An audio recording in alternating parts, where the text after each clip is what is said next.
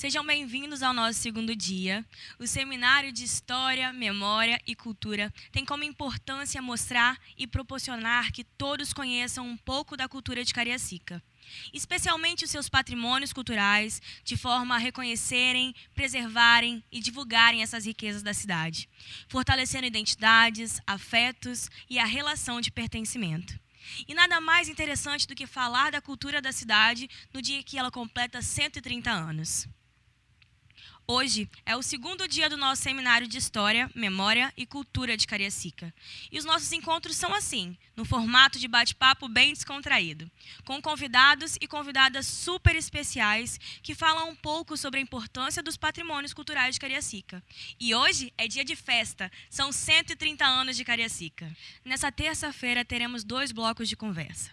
No primeiro bloco, teremos como convidados o ator, sambista e coordenador de cultura popular, Alfredo Godot, e o aquarelista, mestre em educação e diretor escolar, Robson Cordeiro, que falarão sobre a educação patrimonial formal e não informal. No segundo bloco, teremos o arquiteto, diretor, presidente do Instituto Goya e o professor de técnicas de restauro, Pedro Canal Filho, e da arquiteta e representante do Patrimônio Cultural no Conselho Municipal de Política Cultural de Cariacica, Maiara Marina, que falarão sobre os patrimônios arquitetônicos, técnicas de restauração e outras curiosidades sobre os processos de restauro. Teremos também nesse encontro a apresentação das bandas de congo tradicionais de Cariacica. Esse nosso evento conta com a parceria da Associação Artística e Folclórica Afro-Brasileira, da Associação de Bandas de Congo de Cariacica, conta com o fomento da Lei João Bananeira de Incentivo à Cultura por meio do projeto Carnaval de Congos de Máscaras, conta com o apoio do SET Vasco Coutinho e o patrocínio da Vale por meio do projeto Vale Preservar. E, além disso, há evento cerimonial e decoração. A realização é da Secretaria Municipal de Cultura, Prefeitura de Cariacica. E aí, você curtiu nossa programação? Então cola juntinho com a gente e vamos começar! Sejam bem-vindos, Robson e Godot. É um prazer receber vocês aqui. E vou começar por você. Pode te chamar de Godot, né? Então vamos lá. Godot, você é passista na Escola de Samba Boa Vista, trabalha na coordenação de Cultura Popular e Carnaval da Secretaria de Cultura e também apresenta o personagem João Bananeira nas escolas. É isso mesmo? Exatamente. Então conta pra mim, como que você começou? Como começou a sua aproximação com o Congo de Roda d'Água? E, especificamente, como começou o personagem João Bananeira na sua vida? Eu sou passista da Escola de Samba Independente de Boa Vista há 33 anos. Né? A Escola de Samba de Cariacica, ex-campeã do Carnaval Capixaba, atual campeã. Né? Muito bacana. E a minha história com o Congo, ela começou exatamente quando eu recebi o convite do prefeito Juninho a fazer parte da equipe da Secretaria de Cultura da minha cidade, Cariacica, cidade onde eu nasci. Então, assim, é uma alegria muito grande. E aí, claro, aceitei. E aí, entrando dentro da secretaria, me deparei com a Lei de Incentivo à Cultura da cidade, que se chama Lei João Bananeira. Então, eu falei, Lei João Bananeira. Quando eu vi aquela história do João Bananeira, eu quis saber o que realmente era o João Bananeira. E aí fomos atrás da pesquisa, né? E aí para pesquisar tem que entrar na área do Congo, na área de Roda d'Água. Então fui conhecer os mestres, né? A gente só conhecia de nomes assim, né? Eu vi falar do carnaval, até fui no Carnaval de Congo mais para brincar e tal, mas não tinha envolvimento, né? Não como pesquisa, né? Claro, vi até lá, né, o personagem lá e não sabia que o nome era João Bananeira. E aí, conversando com os mestres, a gente teve um conhecimento maior. E cada mestre conta uma história, né? Cada um fala do João Bananeira de uma forma diferente, né? Inclusive, tem gente que chama de João, outros chama de Zé. Então, assim, tem aquela... Como a nossa lei se chama João Bananeira, então a gente leva esse nome João Bananeira, que é o nome da Lei de Incentivo à Cultura, e é o nome do personagem João Bananeira. O João Bananeira é um personagem da cultura congueira de Cariacica, pertencente aos mestres e suas gerações, e exerce um mistério sobre as pessoas, né? E os brincantes do Carnaval de Congo de Máscaras. Como apreciador e um dos atores que interpretam o João Bananeira, poderia contar uma breve história das suas lendas ou curiosidades pra gente? Vamos lá, breve, né? A história é longa, vamos abreviar realmente, né? A história, ela conta a história de, na verdade, do misterioso personagem, como que surgiu esse personagem. Então foi na época, há muitos anos atrás, na época ainda dos escravos, né, dos escravizados, né, aonde os escravos eles só poderiam trabalhar e comer, claro, né, que senão teria que ter força para voltar ao trabalho. Então é comer, trabalhar e comer. Então é dessa forma assim. Então ele não poderia se misturar aos donos de fazenda, né, aos brancos. Então ele vivia separado. Mas existiam também assim escravizados curiosos, né, inteligentes, curiosos, e queria saber o que acontecia fora dali, mas não podia, né? Se fosse pego fora da tenda deles, fora da área deles de trabalho, poderia ser castigado, poderia ser tratado de uma forma diferente, né? Então eles tinham muito medo, mas tinha a curiosidade.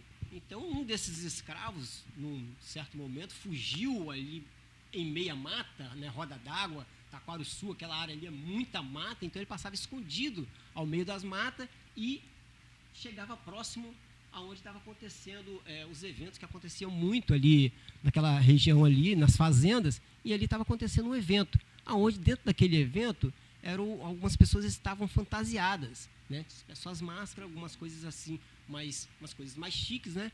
E aí ele pensou nessa ideia: se aquele pessoal está mascarado, e se eu também me mascarar? Se eu tampar minha pele, meu rosto, minhas pernas, ninguém vai saber se eu sou homem, se eu sou mulher, se eu sou negro, se eu sou branco, se eu sou escravo, se eu sou índio, se eu sou cigano, né? Então ninguém vai saber. E aí ele, curiosamente, voltou para a tenda dele, e lá ele procurou alguma coisa que ele fosse se tampar. Só que escravizado, não tinha quase nada dentro da tampa, no local dele ali, mas aí, procurando algo assim para poder se esconder, ele conseguiu encontrar um par de meia velha, né? Umas botinas rasgadas, aquela coisa tudo que ainda conseguia ter naquele tempo lá, já conseguia. E aí aquela meia ele teve a ideia de enfiar no braço e tampar a parte do braço. Então o braço muito longo, a meia serviu, encaixou legal. Então ele teve essa ideia para tampar o rosto. Antigamente tinha as estopas, tinha sacos de estopa, tinha alguns panos que vieram até da Índia na época, ainda do século XVI, né, 17, 18, assim. Então justamente a chita, né, esse pano que tem que nessa máscara aí do lado aí tem uma chita, né? Essa é a chita, esse material que é utilizado. E aí alguns pedaços que ele envolveu no rosto, fez alguns buraquinhos assim no rosto para aparecer só o rosto, não pode mostrar a pele do rosto, fez uns buraquinhos e tampava o rosto. Então tampou o braço, o rosto, e aí precisou tampar a parte de baixo. Essa que veio a dificuldade de tampar a parte de baixo. Ele não encontrava muita coisa para poder tampar e ficou desesperado ali. Agora, vou tampar o quê por baixo? E começou a rodar a tenda, saiu para lá de fora, e muita mata, igual eu te falei. Ele olhava as plantas, e naquelas plantações ele visualizou o pé de banana. E no pé de bananeira a palha, que era grande e que conseguia cobrir o tamanho da perna. E aí ele foi juntando palha por palha, peça por peça, foi amarrando uma na outra até formar uma saia. Até formar uma saia onde ele cobria daqui para baixo, toda a parte de baixo, né? E aquela botina velha já tampava o pé, então já se tampou. Tampou o braço, tampou o rosto, e com essa saia ele conseguiu tampar. E aí ele foi para esse local onde estava acontecendo aquele tipo de evento. E ele foi entrando com medo, né? Mas sabia que ninguém ia ver a pele dele nem nada, então ele entrou assim mesmo, adentrou esse local onde estava um monte de gente misturada ali. E todo mundo olhava, né? Aquele cidadão estranho, né? Quem será essa pessoa? Então ficou misterioso ali. Ninguém sabia quem era que estava ali por trás. E como tinha palha de bananeira, bananeira, João Bananeira, Zé Bananeira, bananeira. Então pegou aquele bananeiro. E aí ele conseguiu participar daquele evento, se misturou e saiu. E aí contou para outros colegas também de escravos, né, de que forma que ele entrou lá, né? E aí foi surgindo essa história desse personagem dessa forma. Ele adentrou a um evento se fantasiando dentro desse material de palha, de pano, e aí se chamou João Bananeira. Essa é a história aí, e fica essa curiosidade de ninguém saber quem é que está dentro daquela fantasia, né? Então, João Bananeiro. Então, se chama assim. Muito interessante a história, muito bom de conhecer, né? E eu queria que você me contasse um pouco sobre como é o seu trabalho nas escolas com essa questão do João Bananeiro, porque você faz esse trabalho nas escolas com as crianças também, né? Verdade, isso aí virou uma paixão minha, assim, quando, assim que a gente conheceu a lei, aí fui pesquisar e teve toda essa conversa com os mestres e tal, e com a fala deles, a autorização deles também, e a gente pediu que a gente pudesse ampliar essa forma, porque quando eu cheguei a ver esse João Bananeiro, eu falei, gente, eu nunca estudei isso na escola, nunca estudei, passei por várias séries, né, salas de aula, escolas, e nunca estudei, nunca ouvi falar no personagem João Bananeiro na escola, Carnaval de Congo, nunca ouvi falar. E aí eu conversei com, na época o secretário era Carlos Délio, apresentei para ele a ideia de levar isso para as escolas, ele achou excelente, perguntou até se você tiver coragem e disposição, eu falei, tenho, sim, claro que tem. E ele, né, conversou com o prefeito, Juninho, e também se encantou com o projeto e deu carta branca, falou, pode levar.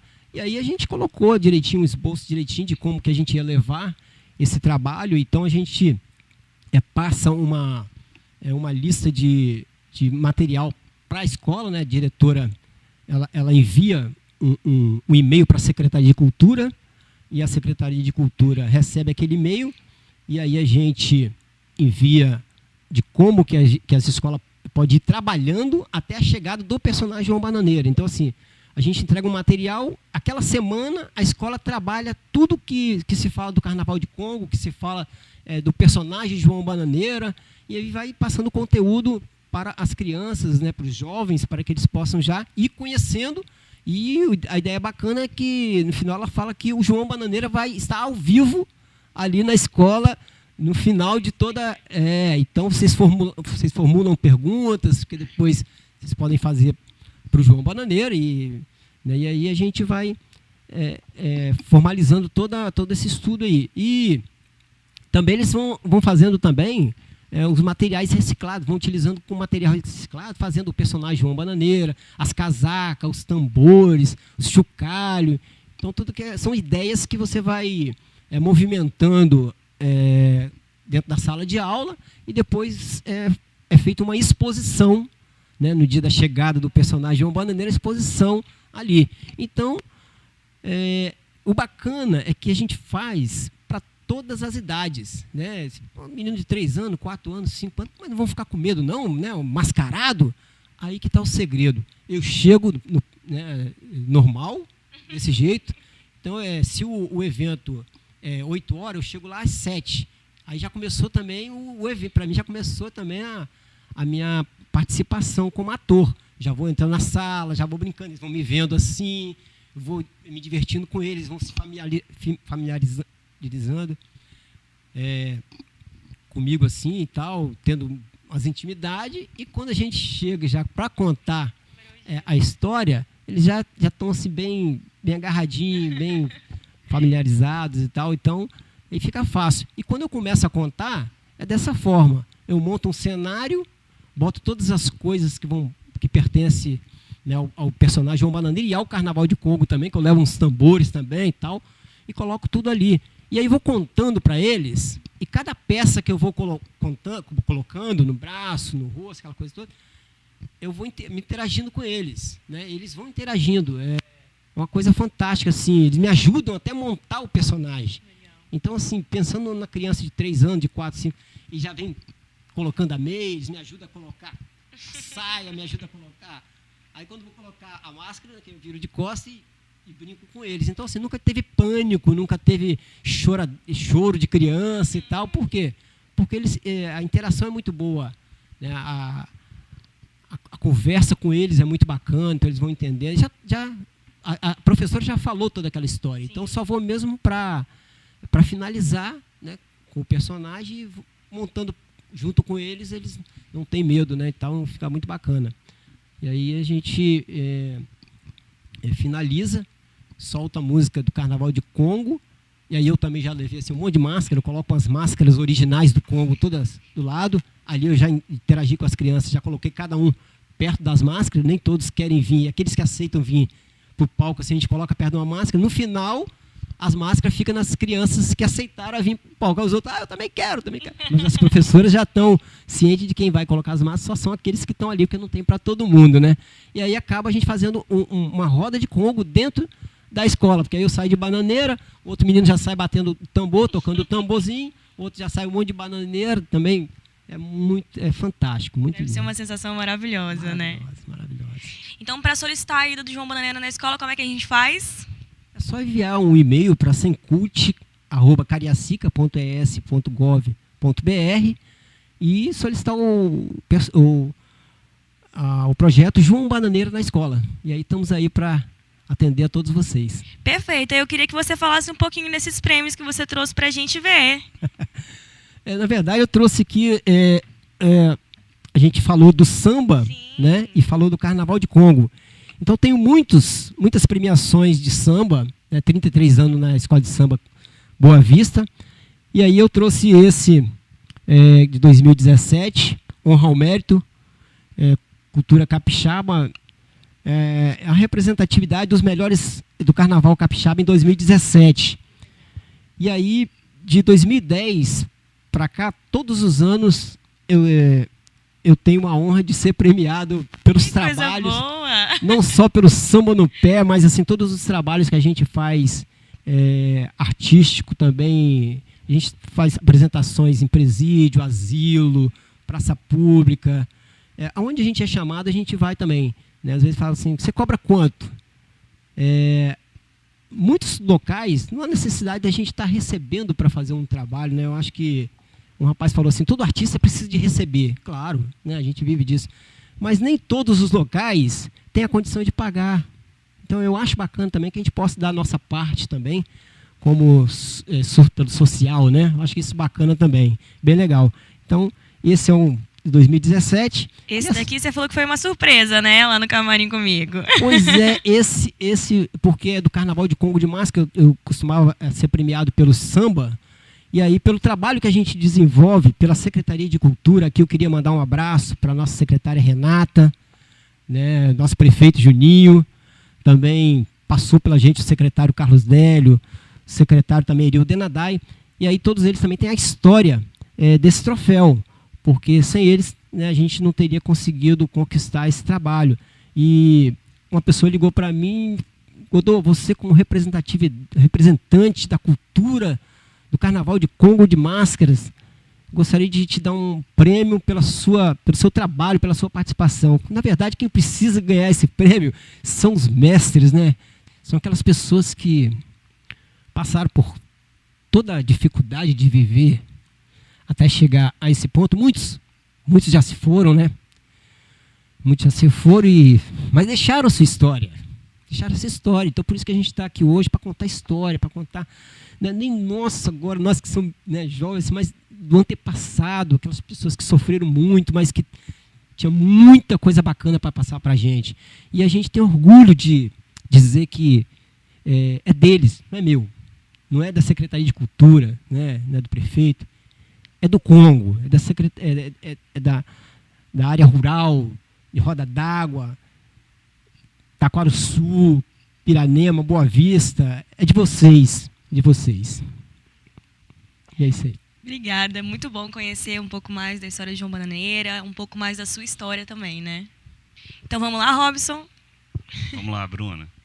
Você é professor de filosofia, diretor escolar e também realiza um trabalho muito interessante de educação patrimonial, por meio de pintura de aquarela, não é isso? Isso mesmo. Como que você iniciou esse trabalho? Conta pra mim. Então, Bruna, eu costumo dizer que a aquarela, ela para mim foi uma redescoberta que eu tive o prazer de me apaixonar novamente pelo trabalho de arte, de pintura, durante o período da pandemia. Eu acho que isso foi com várias pessoas, né? A gente teve a oportunidade de se redescobrir enquanto ser humano e a arte apareceu para mim dessa forma. Eu sempre gostei muito de pintar, sempre gostei muito de desenhar, desde criança. E as minhas formações, né, tanto no âmbito da filosofia, depois nas pós-graduações, é uma formação muito interdisciplinar.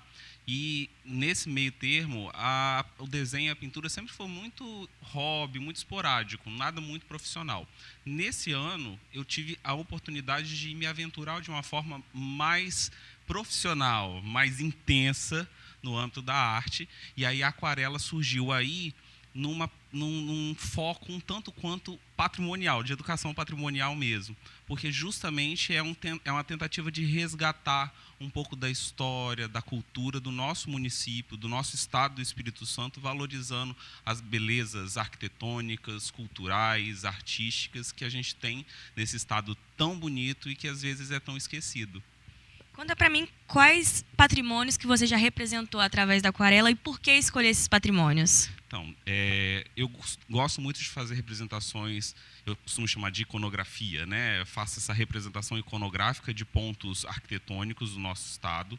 Então, o Convento da Penha, a própria Igreja Matriz de São João Batista, em Cariacica-Sede, né? Prédios históricos, o Palácio Anchieta. Então, esses elementos arquitetônicos, mas eu também gosto de representar nas aquarelas elementos naturais, como o Monte Mochoara, o Monte Mestre Álvaro. Então, são essas paisagens, né? O Frade e a Freira, já saindo um pouco da Grande Vitória, né? O Frade e a Freira, o Monte H, são todos esses trabalhos que eu venho desenvolvendo, né? Fazendo um pouco desse resgate e essa valorização da cultura. E aí, ouvindo o Godot, eu lembro também de um pouco desses trabalhos que representam até o patrimônio imaterial, né? Porque eu gosto de representar o movimento do Congo, né? O batuque dos tambores nas pinturas, né? Às vezes eu estou pintando, parece que eu estou ouvindo a casaca tocando, né? Porque a gente está lá fazendo aquele trabalho com tanto amor, com tanto carinho, que a gente coloca o sentimento e tenta representar aquilo que transparece ali, né? A gente ficou curioso para poder ver as pinturas, né? Queria que você contasse para a gente um pouquinho de qual a importância de aprender uma técnica de pintura híbrida aos patrimônios culturais de uma cidade. Você considera que a criança, ao pintar algum elemento cultural, algum elemento patrimonial, ela se sente mais pertencente do espaço? Então, Bruna, a pintura ela tem esse elemento de importância porque ela nos provoca, né?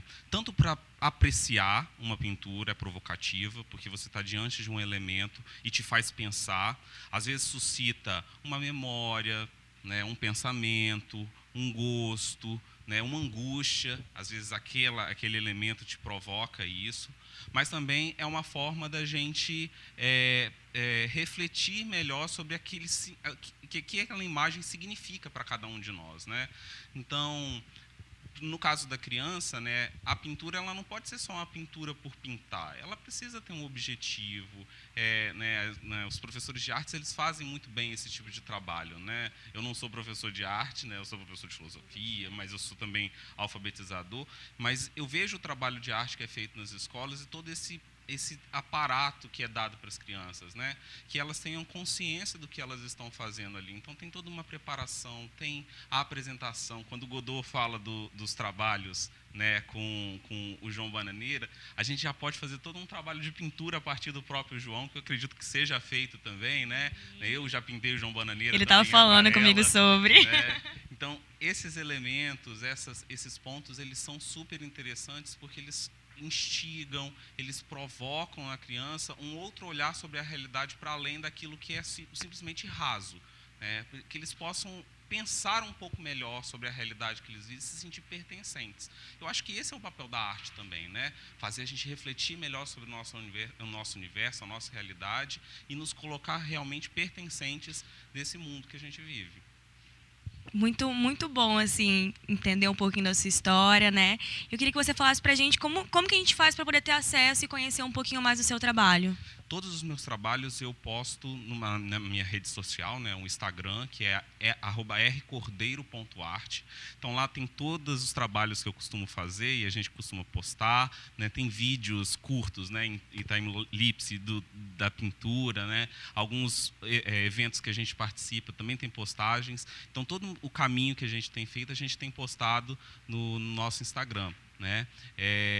E a gente também comercializa também alguns tipos de produtos que são para esse tipo de valorização, mas todos esses tipos de informações sim, são encontradas lá Perfeito. no Instagram. E você disse que você redescobriu essa arte no período da pandemia, né? E quais são os planos pós-pandemia com essa arte?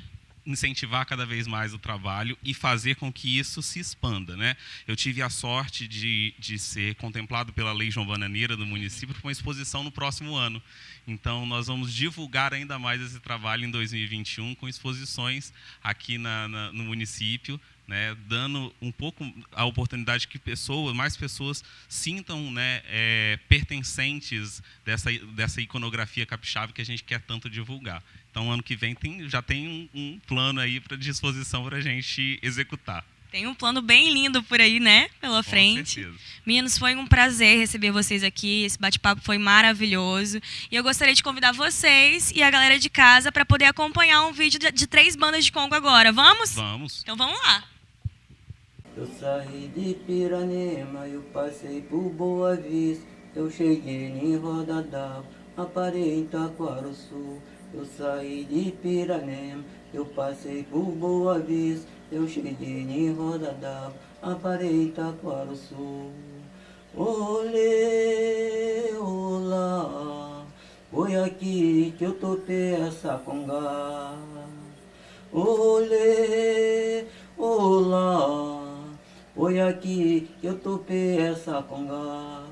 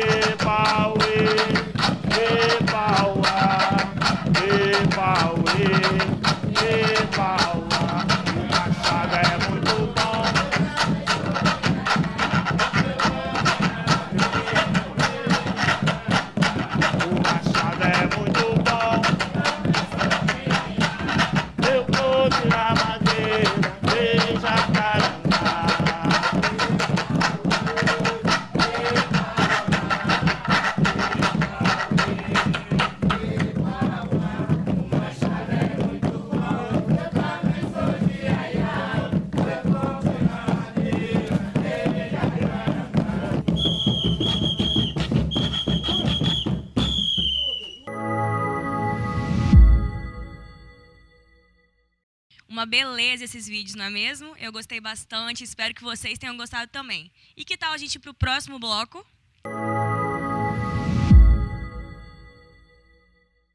E para dar início ao nosso bate-papo, a gente está aqui com os arquitetos Pedro Canal e Mayara Ramos. Sejam bem-vindos, é um prazer receber vocês aqui para poder conversar sobre a profissão de vocês e sobre o que ela faz para a nossa cidade, né?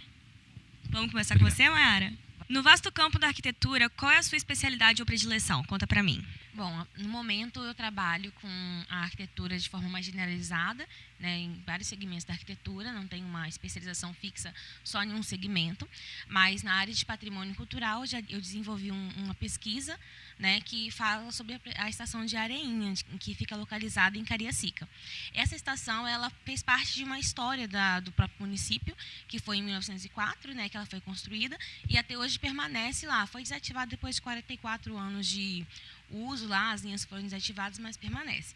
Então, dentro dessa estação foi desenvolvido um projeto para ela, um projeto futuro de restauro, só um mapeamento de danos, e fica como embasamento futuro também. Todo um levantamento histórico foi feito, né, uma pesquisa também com a comunidade. Após essa pesquisa, qual é o processo para poder entrar na restauração de fato? No caso, a restauração depende de um órgão, né, um órgão competente, pode ser a prefeitura, o próprio estado, que pode desenvolver todo mais um levantamento, né? Tem como fazer uma valoração da própria estação, que é feito pelo IFAM, que ela ainda não é valorada, e também pode ser feito o tombamento da estação. E agora o processo para fazer a restauração tem que ser capitalizado recursos, né, por meio da prefeitura, para depois fazer o restauro dela. Perfeito. E queria que você contasse para mim quais são as principais características do patrimônio material arquitetônico aqui de Cariacica. Bom, em Cariacica a gente tem todo um patrimônio que veio desde o final do século XIX e no século XX, que ele veio sendo desenvolvido. Tem alguns patrimônios que são, no caso, na área de arquitetura, que são coloniais, alguns são ecléticos. Então, quando a gente anda até ali na parte de Cariacica sede, nós conseguimos observar que tem vários elementos lá, várias casas ali ainda, o próprio comércio ali de maneira geral. Ele é um patrimônio material que está ali edificado ainda na nossa história. A Secretaria Municipal de Cultura, Prefeitura de Cariacica, registrou o tombo de vários patrimônios. E esse processo tem participação ativa do Conselho Municipal de Política Cultural. Como conselheira desse segmento, como você vê a importância da participação dos conselhos nas decisões sobre esses tombos e registros culturais? Bom, no conselho são trazidas as atas, né, com a participação dos próprios conselheiros ali dentro do conselho. Então, o conselho, ele, principalmente a parte da representação civil, tem a intenção de descentralizar só da prefeitura e jogar um pouco para a comunidade e trazer, através de líderes comunitários, pessoas que fazem movimentos, né, da área cultural, para trazer para dentro do conselho para futuras aprovações, né, que traz para a prefeitura e depois vai vendo o que consegue fazer em relação a isso, para desenvolver algum tipo de projeto, algum tipo de trabalho. Também tem os editais da Lei João Bananeira que vem também para atender, então é mais um recurso também que a prefeitura dá.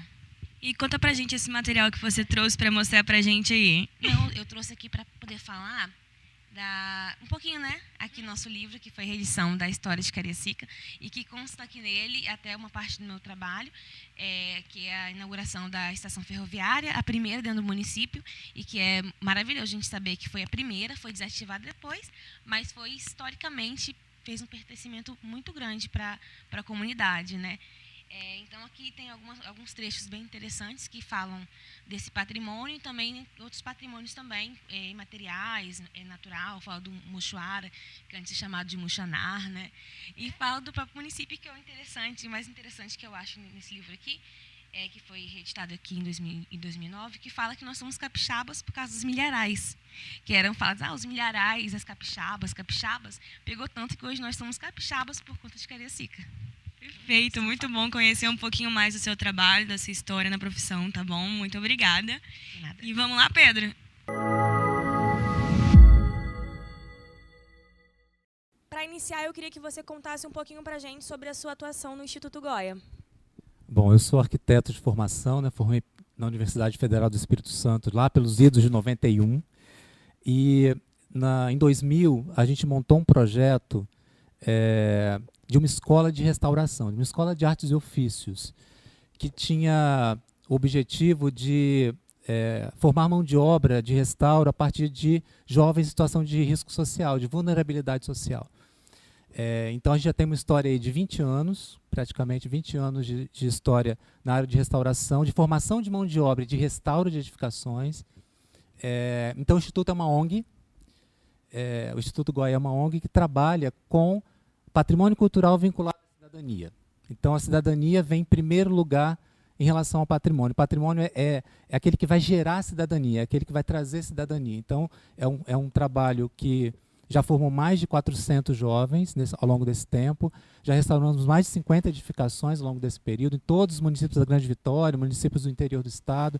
Então, na verdade, é um trabalho que é uma forma de fazer com que esse patrimônio realmente tenha identidade com as pessoas. Então, a gente, na verdade, está pensando o patrimônio não como aquele objeto bonito, histórico, que está ali para a gente preservar. Não, esse patrimônio ele pode gerar benefícios econômicos, sociais, culturais, né? Ele traz um benefício para além da própria materialidade dele, do próprio prédio simplesmente preservado, né?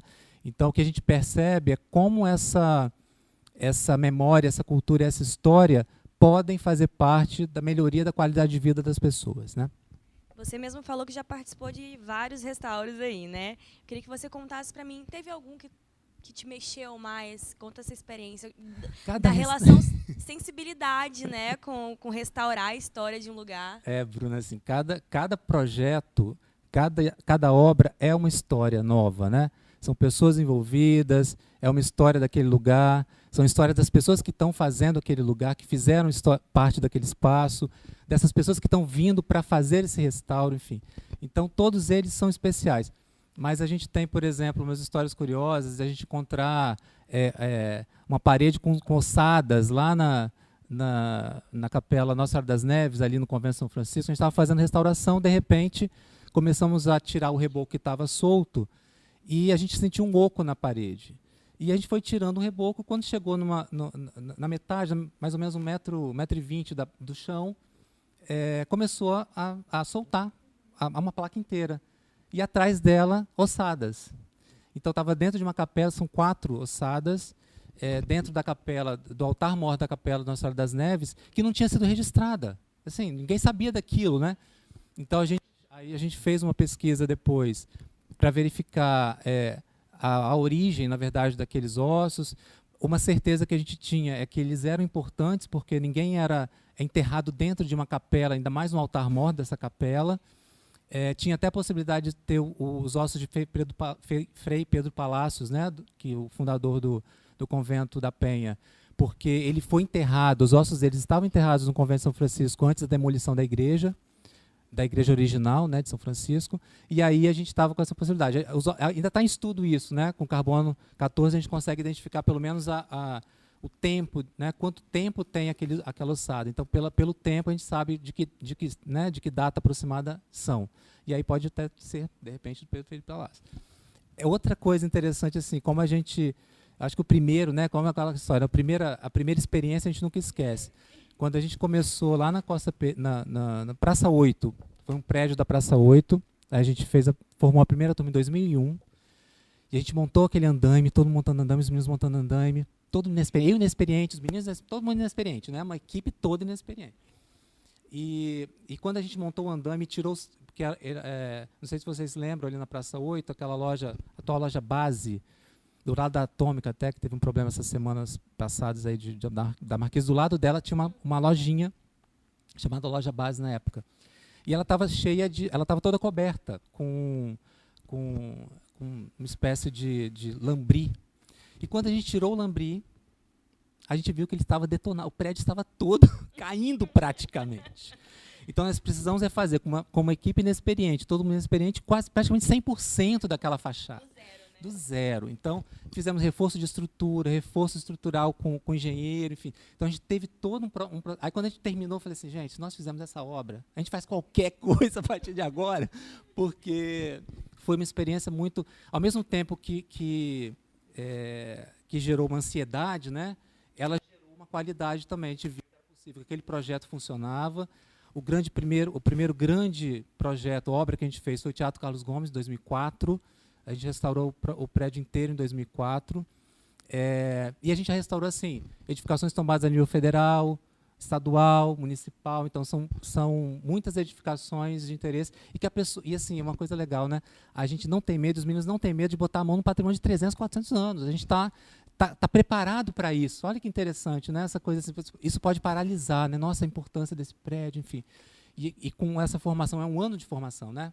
A gente tem um ano de teoria e oficinas, antes do aprendiz entrar lá como estagiário, ele recebe um salário, ele já recebe o primeiro salário, carteira assinada, então tem toda uma história aí de melhoria da qualidade de vida, que começa por aí, né? Ele vê uma nova perspectiva de vida, ele vê uma possibilidade de emprego, ele vê uma possibilidade de melhoria intelectual, porque a gente tem vários alunos que se formaram arquitetos, são historiadores hoje, arquitetos que voltaram trabalhando com a gente como restauradores, né? A gente está fazendo um projeto agora de restauração de monumentos urbanos de Vitória, e 3 formados arquitetos estão trabalhando como restauradores desses monumentos, né? Jaceline, que é aqui de Cariacica, inclusive, a gente está terminando de fazer uma obra agora ali na Enseada, 2 monumentos na Enseada, que ela é a coordenadora desse projeto. Então, assim, é um trabalho de longo tempo, né, de longa data, e que tem trazido bons resultados, né? Assim, é uma experiência enriquecedora para a gente, para as famílias, enfim, para o patrimônio. O patrimônio, como eu falei, antes eu pensava assim, eu vou restaurar um prédio para a cidade, né? Lá no início, como arquiteto, aquela coisa, então eu vou fazer com que a cidade seja mais bonita, restaurando o patrimônio. Depois eu vi que o mais importante do projeto eram as pessoas que estavam se modificando a partir do patrimônio. O quanto isso te mudava, né? Muito interessante conhecer esse lado e ter esse feedback das pessoas que vocês, né, mudam a vida das pessoas de certa forma, né? E o retorno da família também, né? Quer dizer, você ouvir de um pai, de uma mãe, meu filho se restaurou. Precisa de mais nada, né? Então, devido às modificações em muitos patrimônios ao longo do tempo no campo do restauro, parece que há um dilema sobre qual época, tempo histórico do patrimônio cultural possui maior relevância ou significado para o restauro, né? Quais os principais critérios de relevância histórica são considerados para essa tomada de decisão? Bom, na verdade, há uma alteração no que se conceitua como patrimônio ao longo do tempo, né? Então, se antigamente o patrimônio era considerado uma representação a partir do estilo daquela edificação, quanto mais representativo daquele estilo, quanto mais imponente fosse em relação àquele estilo, ele era identificado como patrimônio. Com o passar do tempo, a relevância histórica começou a ter sentido, mais sentido. Então, hoje, nós temos mais prédios tombados a partir da sua relevância histórica do que necessariamente da sua relevância estética, estilística. Então, dentro dessas duas parâmetros de escolha, né, de classificação histórica e estética, a gente pode identificar esse patrimônio. Alguns autores dizem que quando você tem uma edificação com mais de 60 anos, ela já é considerada uma edificação histórica. Então, agora a gente está começando a incorporar patrimônios que são modernos.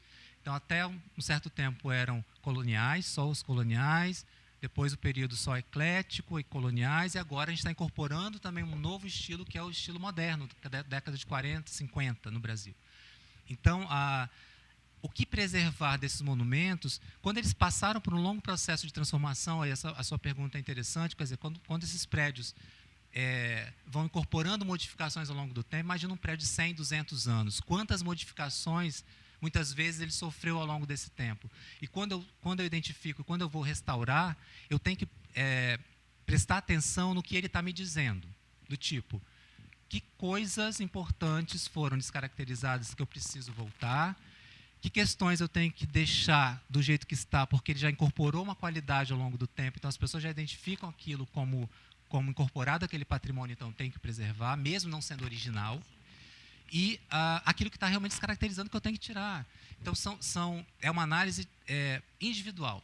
Cada prédio, quando você começa a restaurar, é levantamento histórico, um levantamento das fontes bibliográficas daquele lugar, quem habitou, como, né? E as cartas patrimoniais também ajudam nisso, que elas indicam procedimentos.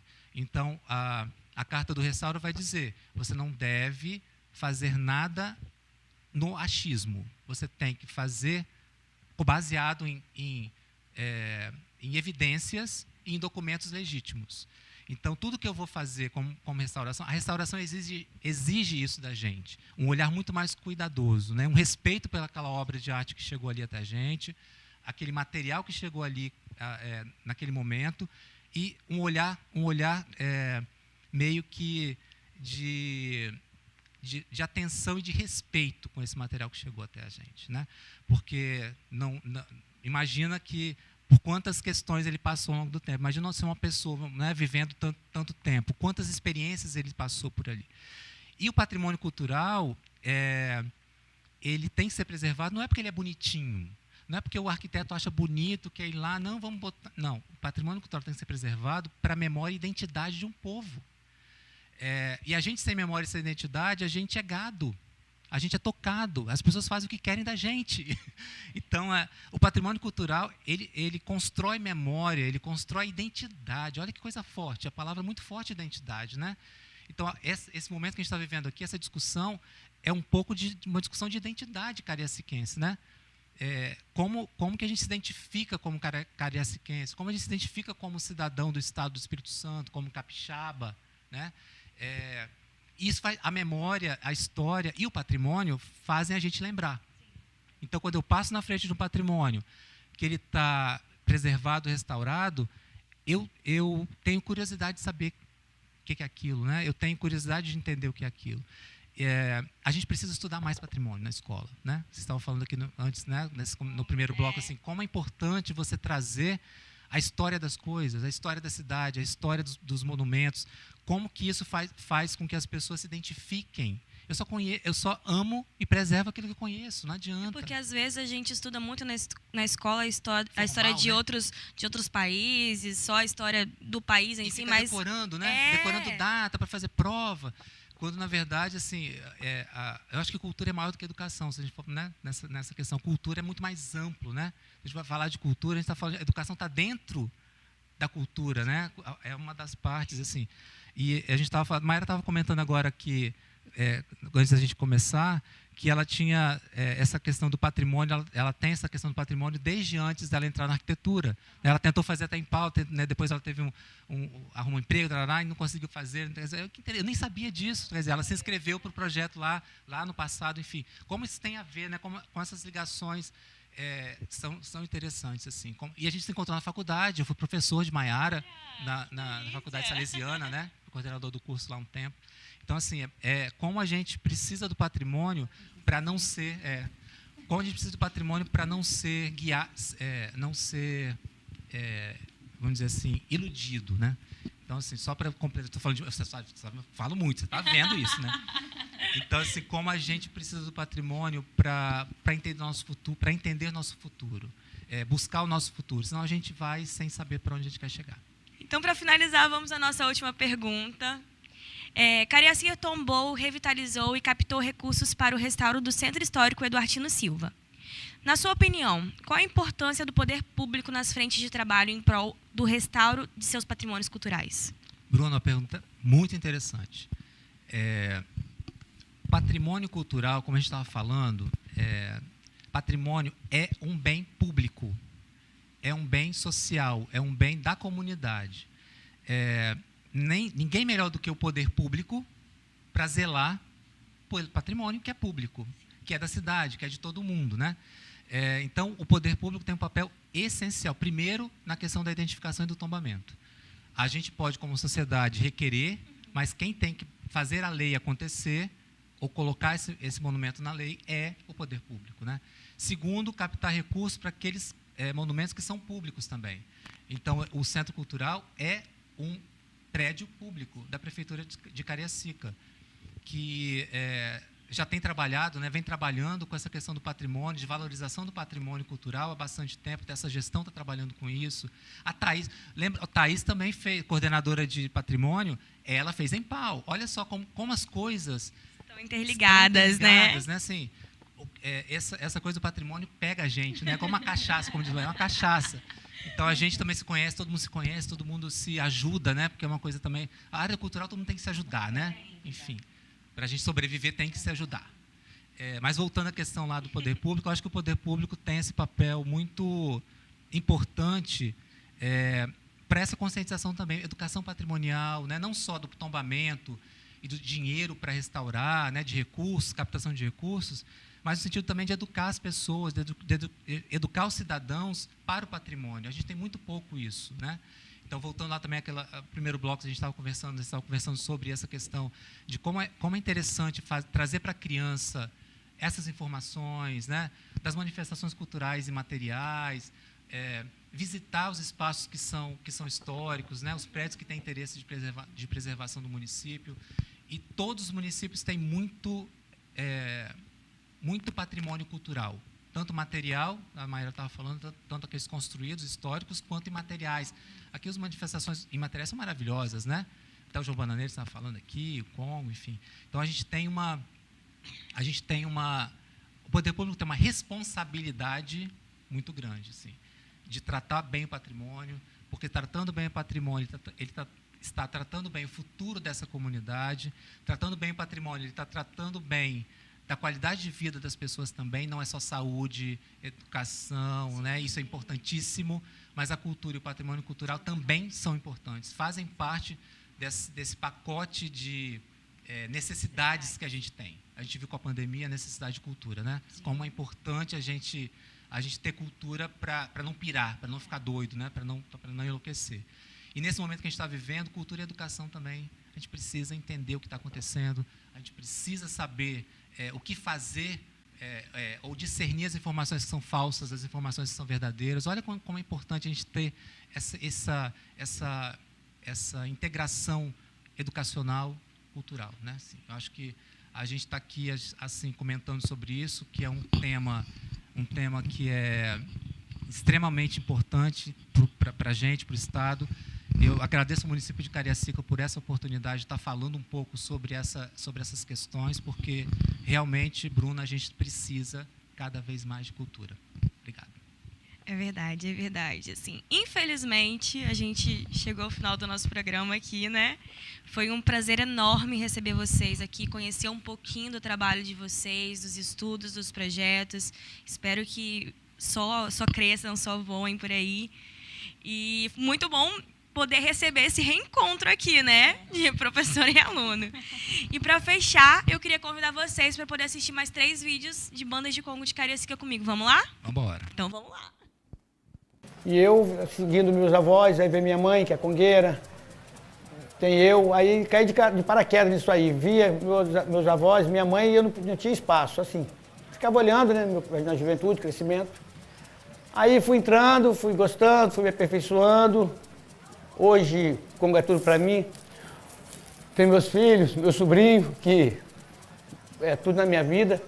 E Congo é isso aí para mim, cara. É emoção falar de Congo. Fico até emocionado aqui falar isso aí, que é tudo na minha vida isso aqui, cara. Eu via Mestre do Santo, que eu me inspirei muito, Mestre Gabiroba e hoje o Mestre Tagibe. Então eu via eles ali, que eu sou uma lenda. Tagibe, então, para mim é uma lenda. Então eu fui me aperfeiçoando, olhando os pequenos detalhes deles e vi que também, na sinceridade, eu sou um pouco fraco de tambor. Então eu não podia ficar longe da família, longe da banda. Eu sabia que no tambor eu não era tão qualificado, o que eu fiz? Fui para outra área. Só que, graças a Deus, aconteceu de virar mestre. Cantei uma vez, gostei, cantei 2, fui tendo o apoio do pessoal. E hoje me tornei nisso aí, mais de 20 anos que eu estou nessa banda aí, 25 anos, quase 30, nem sei. Mas estou sempre junto com eles e vê assim.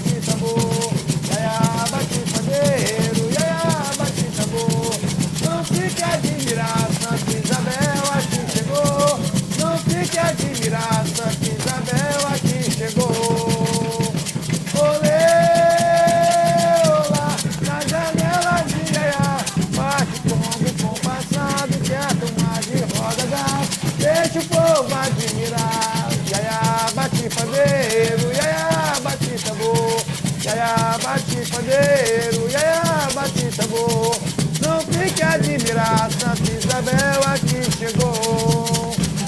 Olê, olá, da janela de Iaiá, bate o congo compassado, vai admirar.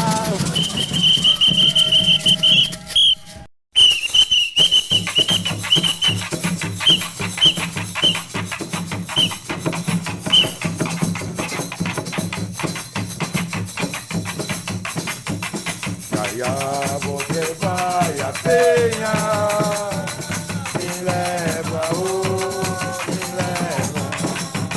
Já você vai a penha, me leva, me leva. Eu vou tomar capim, eu venho trabalhar, eu tenho a promessa paga. Eu vou tomar capim, eu venho trabalhar. Essa promessa que eu tenho a pagar é da Santa Padre, ela vai nos ajudar. Essa promessa que eu tenho a pagar é da Santa Padre, ela vai nos ajudar. Já você vai a penha, me leva, me leva. Você vai a penha, me leva, me leva. Eu vou tomar capim, eu venho trabalhar, eu tenho a promessa paga. Eu vou tomar capim, eu venho trabalhar, eu tenho a promessa paga. Essa promessa que eu tenho a pagar é da Santa Padre, ela vai nos ajudar. Essa promessa que eu tenho a pagar é da Santa Padre, ela vai nos ajudar. Allá você vai a penha, me leva, me leva. Allá você vai Maria Penha, me leva, me leva.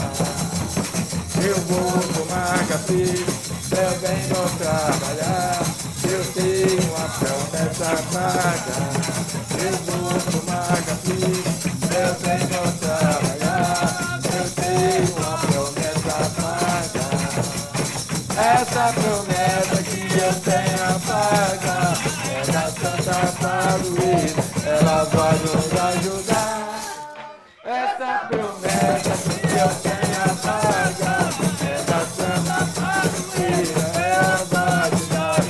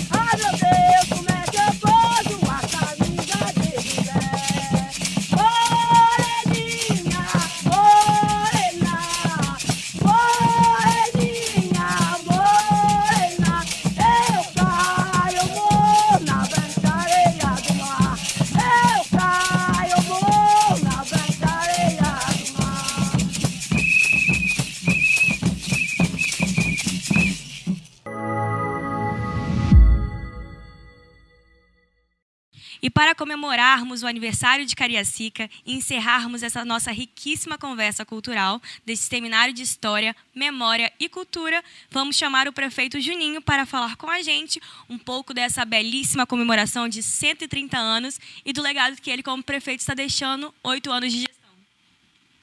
Muito obrigado.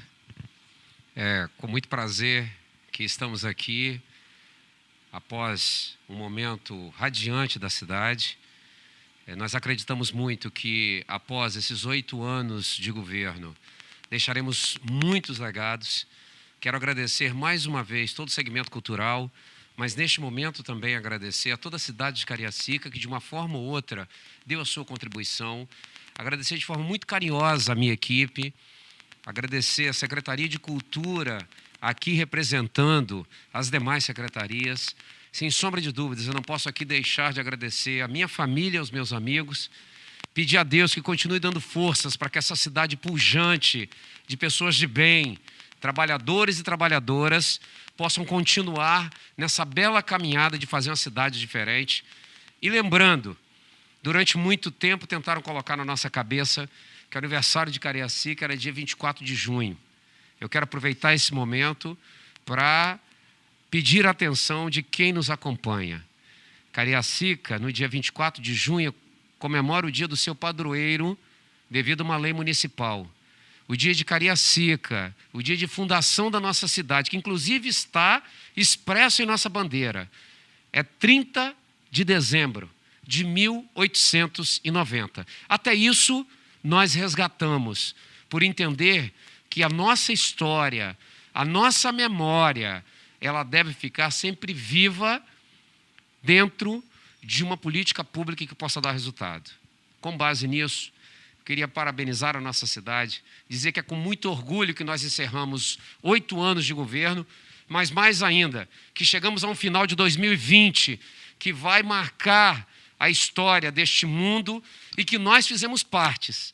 Saímos de cabeça erguida, sabendo que a vida humana é mais importante do que qualquer outra coisa, que o ser humano, a pessoa, ela realmente produz, ela faz, ela contribui para um legado da cidade, e com a cidade de Cariacica não foi diferente, mas sairemos desejando um 2021 de muito sucesso, mas cantando o parabéns que a nossa cidade merece, deseja e precisa. Parabéns, Cariacica. Obrigado por tudo e que Deus continue nos abençoando. Parabéns, prefeito, por esses últimos 8 anos. Você é parte da história dos 130 anos de Cariacica. E para continuar essa festa linda, eu gostaria de convidar o nosso vice-prefeito, Nilton Basílio. Seja bem-vindo também para a nossa festa. E nada mais, nada menos que a nossa anfitriã Renata, né? Também gostaria de convidar, idealizadora desse evento. E também não posso deixar de convidar parte dessa equipe maravilhosa que fez o evento acontecer. E como toda boa festa, não pode faltar o quê? O bolo, né? Vamos ao parabéns? Vamos lá. Cadê o bolo, gente? Parabéns pra você, essa data querida, muitas felicidades, muitos anos de vida. Parabéns pra você, essa data querida, muitas felicidades, muitos anos de vida. Viva Cariacica!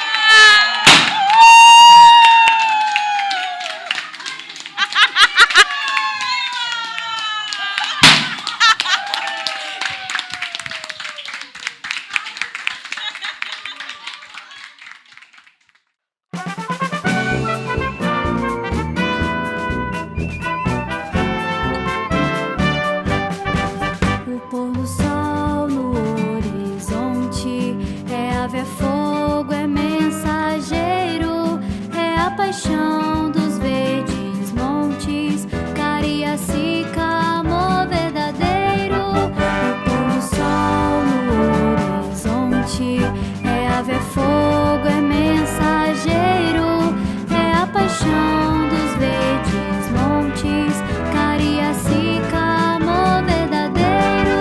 Cariacica, Cariacica, minha história se mistura ao seu legado.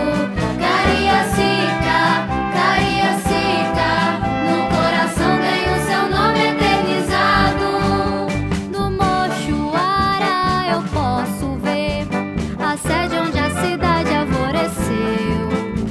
A emoção não sou capaz de conter, pelas ruas vejo ela cresceu. O pássaro de fogo em noite de São João voa por entre montanhas do amor.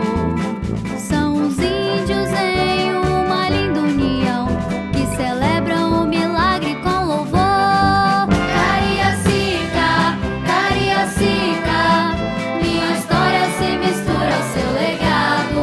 Cariacica, Cariacica, no coração tem o seu nome eternizado. A fortaleza do seu manguezal, raiz do povo, a sua resistência. As águas calmas, meu grande quintal, duas bocas, minha referência. Em sua tradição, a casaca e o tambor, o berço cultural em nosso lar. Os mestres do Congo entoam o amor, João Bananeira nos ensina a brincar. O pôr do sol no horizonte é ave, é fogo,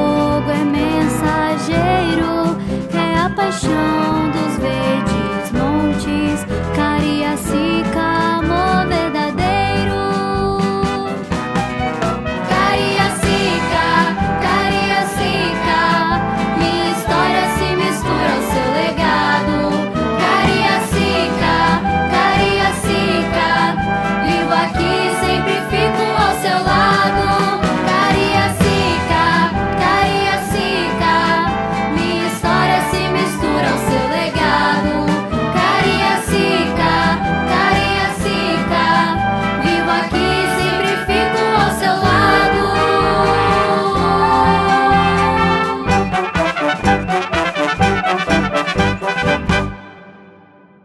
Eu vou tirar